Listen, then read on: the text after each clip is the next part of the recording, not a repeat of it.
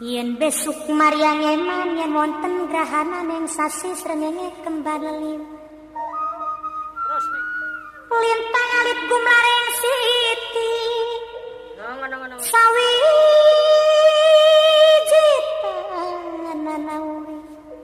Sawiji tanana urip mung isun karo sampean mati amung kang suwarga. Assalamualaikum Pak Gojim. Waalaikumsalam warahmatullahi wabarakatuh. Terima kasih sudah datang di Ngaji Rosolat. Ya, Pak Gojim. sama-sama Mas Hendra. Baik, teman-teman, kita sudah bersama dengan guru kita untuk belajar. Ini yang lagi rame sekarang di media sosial, ribut soal Habib gitu ya, dengan Gus Muafiq kemarin yang yel-yelan, dan itu menjadi tontonan banyak orang gitu. Yang Gus Muafiq kemudian seolah-olah mendiskreditkan bahwa ajaran Jawa itu jangan diremehkan dan seterusnya, kalau nggak paham Jawa jangan bicara gitu. Jadi ini soal Habib, soal Sayyid, Sayyidah, Syaripah gitu ya. Iya. Ini penting untuk kemudian diberikan penjelasan secara komprehensif supaya pengetahuan kita itu nggak parsial. Iya. Nah, saya berharap Pak Gojim Purun untuk berbagi pada kesempatan kali ini. Saya persilakan Pak Gojim, monggo. Ya, terima kasih Mas Hendra. Yang pertama, ya kita lakukan disclaimer dulu bahwa saya adalah bangsa Indonesia, dilahirkan dari etnis Jawa dan sekaligus dari keluarga Islam. Dengan demikian, kalau saya membicarakan Jawa, membicarakan Islam itu ya satu kesatuan. Jadi jangan terus Islam diadu dengan Jawa atau sebaliknya. Dan bagaimanapun umat Islam di Indonesia ini adalah 87%. Jadi kita juga perlu mendorong agar umat yang 87% itu bisa bangkit. Ya. Sebab kalau yang banyak ini justru adem ayem nggak tahu apa-apa, itu akan jadi mangsa penjajah. Nah, di antaranya ya bisa timbulnya seperti perihal Habib, Syarif dan sebagainya tadi. Ya, kita sebenarnya orang Nusantara, bukan hanya Jawa ya, seluruh Indonesia. Itu bukan hanya ribut di YouTube, di WA juga sama Pak ya? Sama, iya kan. Dan di kelompok apapun ya juga begitu, ada yang membela, ada yang pro. Ya.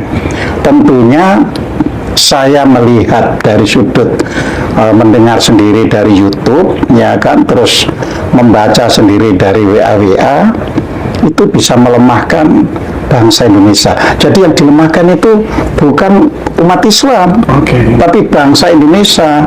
Karena kan bangsa Indonesia ini komponennya kan 87% itu umat Islam. Jadi kalau umat Islam itu diadu domba, ya akhirnya lemah.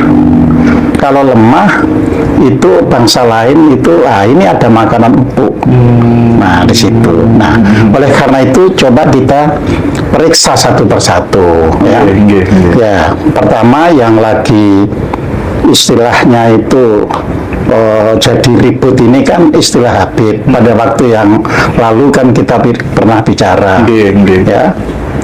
Di beberapa puluh tahun yang lalu misalnya, terutama sebelum reformasi, khususnya orang Jawa Timur tidak terlalu memahami Habib itu, ya. Baru yang di Jakarta, karena memang ada pengajian-pengajian yang diasuh misalnya Habib Kuitang, Habib Condet dan sebagainya, mungkin bagi orang yang hidup di Jabodetabek itu hal yang biasa. Tetapi bagi orang yang hidup di Jawa Timur misalnya, tidak terlalu paham Habib itu. Nah, Habib ini secara bahasa itu adalah bahasa Arab yang sebenarnya membacanya kan bukan Habib tapi Habib, ya, Habib, ya, dan itu memiliki arti yang dikasihi atau yang dicintai. Kemudian mengapa sampai ada kata-kata dikasihi atau dicintai? Karena Habib itu disandarkan ya pada keturunan Rasulullah. Nah, yang diketahui oleh umum ya, ini adalah keturunan Rasulullah yang ada di Hadramaut, yaitu di wilayah Yaman ya. Ya, yang masuk ke Indonesia kira-kira itu abad ke-18, abad ke-19 itu masuk ke Indonesia ya. Nah, sebelumnya ya sudah ada keturunan Rasulullah yang masuk Nusantara dari Aceh sampai Maluku, Tidore, tapi mereka tidak dikenal sebagai Habib ya, mereka dikenal sebagai Sayyid. Biasanya itu kalau disandarkan kepada keturunan dari Husain ya. Nah, disebut Syarif kalau itu disandarkan pada keturunan Hasan.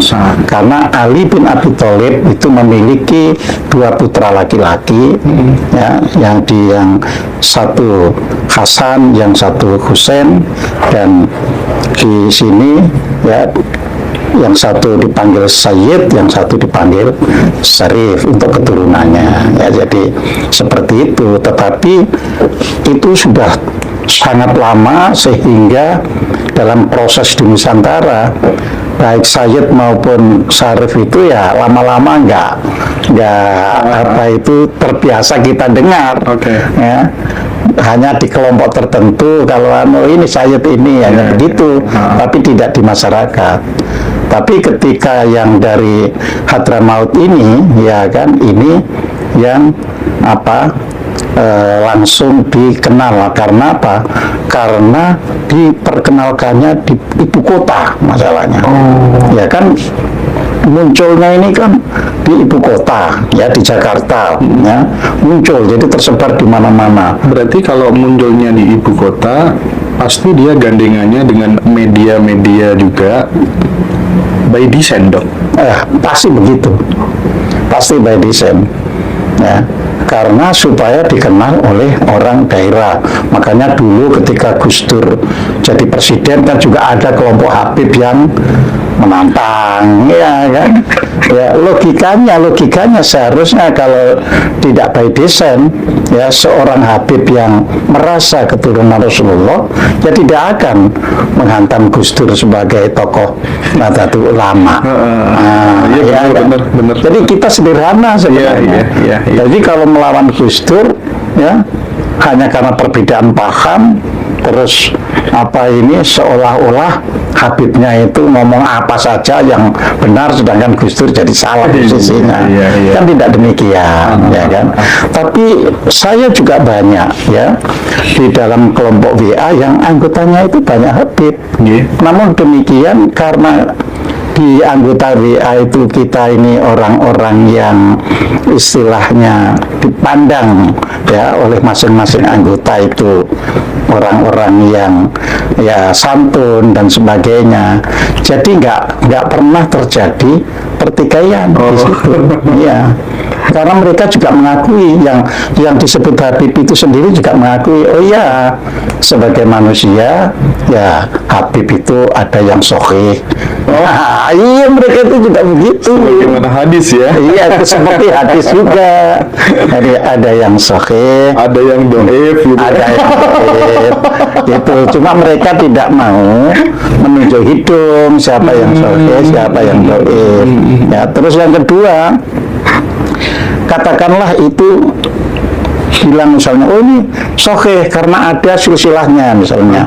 Itu pun mereka bagi lagi, bagi yang perilakunya itu santun sama yang tidak santun. Maka kita boleh menjunjung, memuji Habib yang perilakunya santun. Nah, yang tidak santun ya kita tidak perlu. Nah, ini kan Habib, kita tidak perlu. Tidak perlu memuji-muji. Tidak perlu memuji-muji. Misalnya ini di WAG yang di situ anggotanya banyak Habib loh. Saya salah satu orang yang ada di anggotanya itu. Mereka juga mengatakan, oh, Habib ini kok ngomongnya kotor. Wah, berarti tidak perlu kita apa itu muliakan, tidak perlu kita. Jadi Nggak perlu iya. minta air putih untuk kesembuhan. Iya, nggak perlu. Jadi dilihat saja kalau dia misalnya tata keramanya bagus dan sebagainya, ya itu berarti meneladani Nabi Muhammad. Tapi kalau misalnya loh katanya Habib turunan Nabi, tapi kok perilakunya buruk, padahal Nabi Muhammad itu ya di dalam hadis itu mengatakan bahwa kita ini yang dinilai adalah akhlak, ya di mata Allah itu adalah akhlak, ya sehingga ada hadis yang mengatakan takhallaku bi akhlakillah, jadi berbudi pekertilah engkau seperti ya budi pekerti Allah. Ya, jadi Allah itu kan Rahman Rahim. Jadi kalau kita bisa mengikuti Asmaul Husna, nama-nama baiknya Allah itu, ya itulah sebenarnya orang yang dinilai nanti baik itu. Tapi kalau orang ya kan menyatakan Habib, tapi ya meskipun bodoh tapi itu lebih misalnya lebih dimuliakan, ya tidak bisa.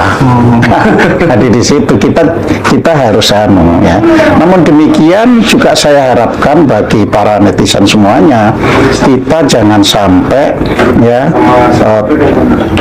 terperangkap pada adu domba antara sesama umat Islam hanya perkara Habib. Ya, kita cukup kalaulah itu Habib itu baik, ya kita bisa ikuti. Ya. Tapi kalau dia walaupun mengatakan Habib ya sudah dapat kesaktian ini itu dan sebagainya, tapi kalau ngomong itu ngablak, ya kan, kalau ngomong itu ngablak, menantang gitu ya. Ya menantang dan sebagainya. Bawa pedang termasuk nggak? Ya termasuk, kan Rasulullah itu santun, ya mengikuti Rasulullah berarti yang diikuti apa? Kesantunannya.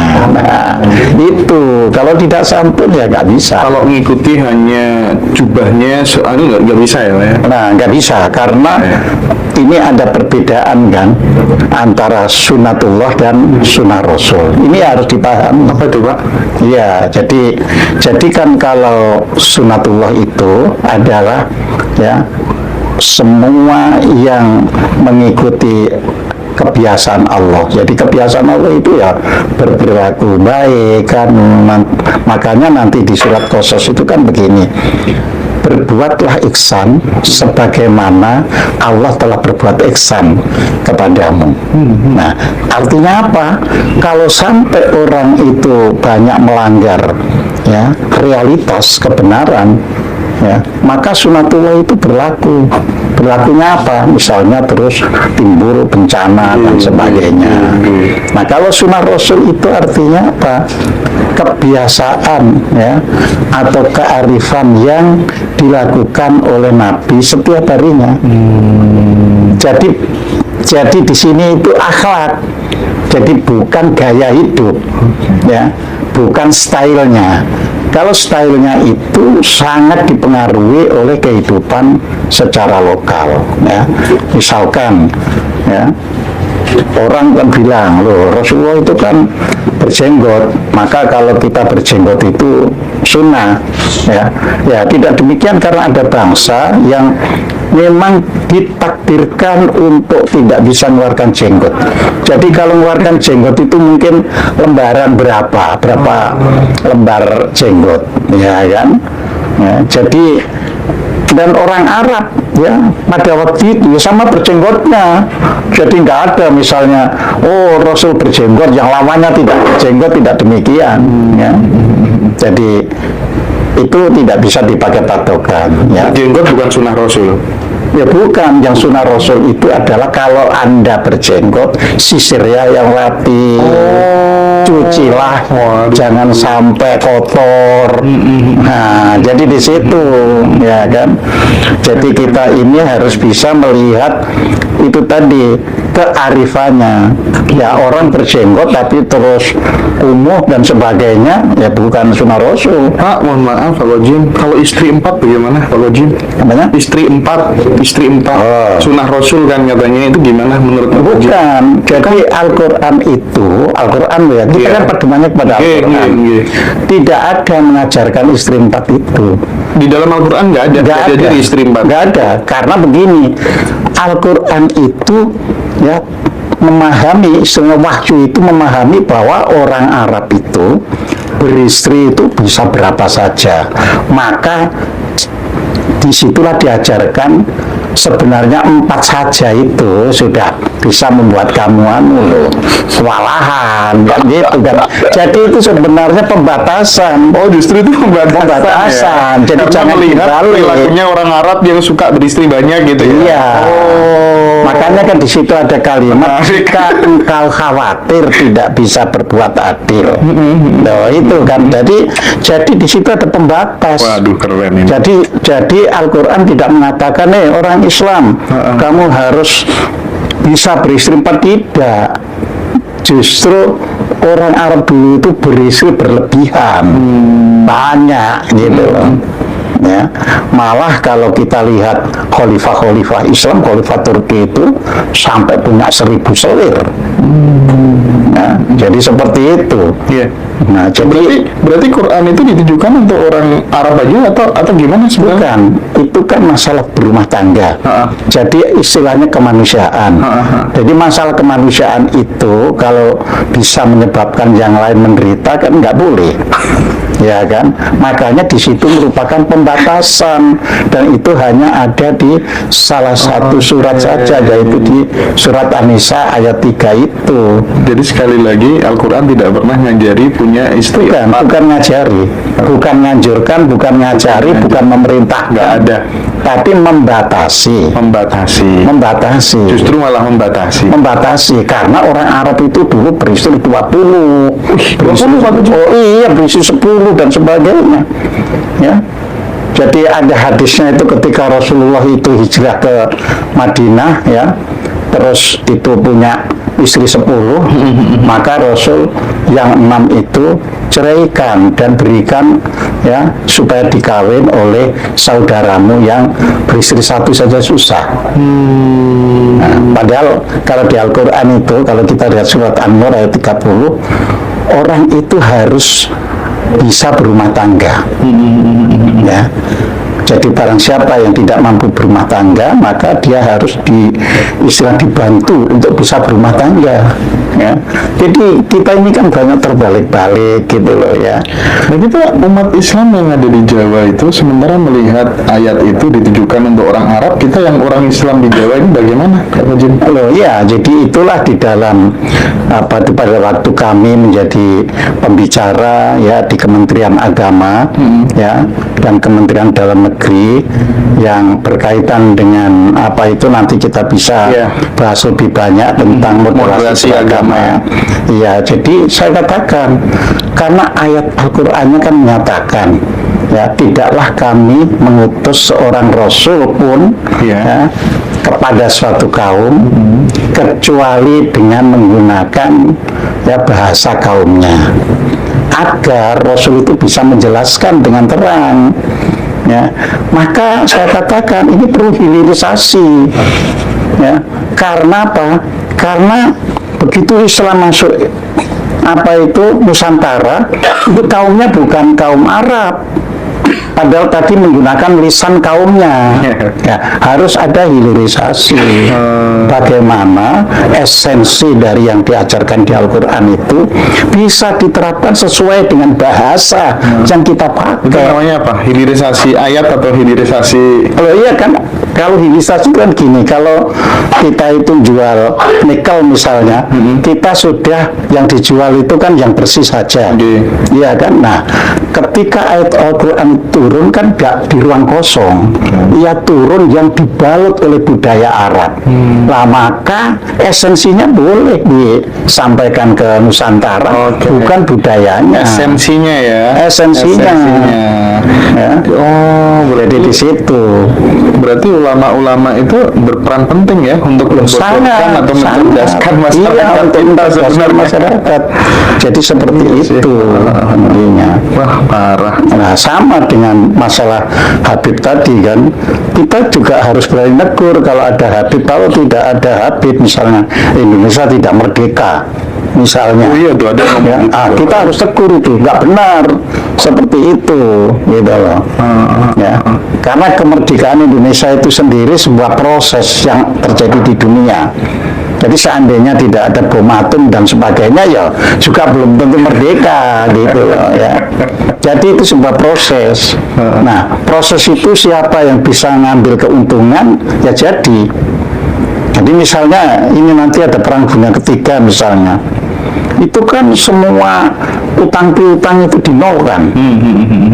Nah, ketika dinolkan kan tetap aja ada orang yang tidak bisa mengambil keuntungan, ya, sehingga dia tetap jadi bangsa yang utang lagi, ya kan. Tapi ada bangsa kan, oh mumpung sekarang sudah nol, saya bisa bangkit tanpa utang lagi. Jadi seperti itu, ya.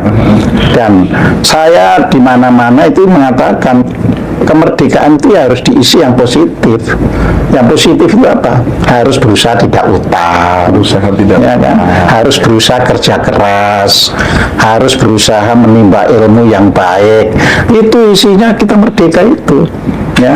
Kalau masih utang, Iya. Ya, kalau utang terus ya kita sulit untuk bangkit. Karena tidak ada negara yang memberikan utangan itu kita bisa maju. Iya, ya. Bener juga. Jadi hal semacam itu harus dipahami. Makanya misalnya ada Habib, itu kalau tidak ada, ya kita harus berani negur. Ya. Kalau ketemu orang Habib jangan begitu. Ya, justru Anda kalau tidak ada negara ini belum tentu loh bisa enak. Yeah. Nah, harus dibalas begitu. Iya. Iya. Harus dibalas begitu. Tapi gini Pak Kojin, jadi orang-orang sekarang ya, masyarakat khususnya netizen di medsos itu pada banyak yang nggak terima karena perilaku oknum-oknum Habib yang tidak bisa diteladani seperti itu, sampai mereka membuat sebuah tuntutan gini aja deh biar clear, nggak ribut melulu soal Habib. Ayo kalau berani tes DNA gitu, digembar-gemborkan gitu, dan kemudian beberapa tokoh Habib itu bicara memberikan semacam kayak ultimatum gitu ya, tes DNA itu haram gitu. Nah ini nih tes DNA itu bisa menjadi solusi nggak sih menurut Pak Kojin biar kita clear nih persoalan Habib yang asli atau yang KW gitu? Iya, jadi begini, masyarakat atau sekelompok masyarakat menuntut untuk tes DNA itu benar. Loh benar, karena apa? Menuntut itu kan berarti ingin verifikasi. Iya, validasi ya Pak. Validasi, ya kan? Sebab kalau kita hanya omong-omong kan nggak pernah sampai. Jadi benar. Oke. Nah, jadi siapa berani tes? Teman-teman setuju nggak ini tes Habib, tes DNA luar Habib? Nah, sedangkan ya kan masalah itu haram dan itu ya tidak ada kaitannya, karena tidak seorang pun boleh menyatakan haram atau halal ya hanya karena kepentingannya. Oh, sip. Ya, jadi Al-Quran itu menegur Rasulullah, "Hai Rasul, janganlah engkau mengharamkan sesuatu yang Allah telah halalkan." Nah, itu Rasul saja ditegur nggak boleh mengharamkan sesuatu yang Allah telah halalkan. Apalagi Habib yang belum Apalagi Habib yang secara silsilah pun masih dipertanyakan. Gitu loh. Jadi kita juga harus berpikiran dengan gitu ya. Ya fair, dengan jernih. Jadi kalau ada masyarakat yang ya udah diuji. Itu sama, saya pernah bukan masalah Habib, itu masalah candi. Iya, gimana tuh? Iya, sama saya bilang loh. Kalau kita misalnya ini candi ini itu bisa saling debat saja tapi tidak ada ujungnya. Kalau berani langsung dilakukan uji karbon dengan benar. Nggak ada yang berani juga. Karena apa? Karena sebelum ini candi-candi itu kan main klaim. Oh ini diklaim zaman segini, diklaim zaman segini, kan seperti itu. Keren banget nih ya, mantap ya teman-teman ini ya. Nah, jadi verifikasi atau validasi itu penting sekali supaya kita tidak hanya ribut dan tidak tahu kebenarannya. Ada Habib yang di WA yang saya ikuti langsung menyatakan, aku mulai hari ini tidak mau lagi disebut Habib karena apa?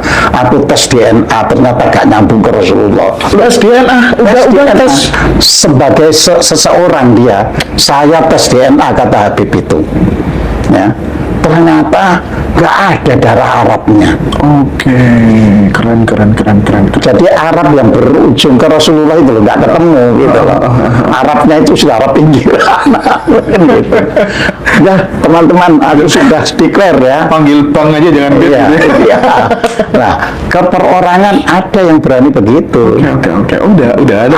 Ada. Gitu, ya, karena dia kok anu ya. Saya kan teman-teman dari orang Jawa, dia itu orang Jawa Timur. Ya, orang Bangil. Jadi dia itu bilang, kok ribut sih Habib ini, saya nyoba tes DNA diam-diam. Ternyata hasilnya gak menunjukkan keturunan Rasulullah. Itu Habib yang sudah selesai dengan dirinya sendiri. Ya, itu Habib yang sudah selesai dengan dirinya sendiri. Tapi kalau Habib yang koar-koar, ya belum selesai karena dia masih minta diakui gitu loh. Oke, sip. Iya. Menarik. Nah, bicara tentang sunnah Rasul tadi, Pak Jin. Apa tuh namanya, celana di atas mata kaki itu sunnah Rasul beneran, Pak Jin? Bukan begitu. Gimana? Jadi pernah terjadi suatu perdebatan, ya. Jadi mengenai apa itu, kan ada perintah Rasul itu yang jangan sampai ya kan terjadi kemubadziran, adanya kain yang melebihi ya kan. Tetapi suatu hari Abu Bakar justru mengenai sampai ini itu tanda kemuliaan. Nah, saya ini orang yang biasa berhubungan dengan Rasulullah, ya.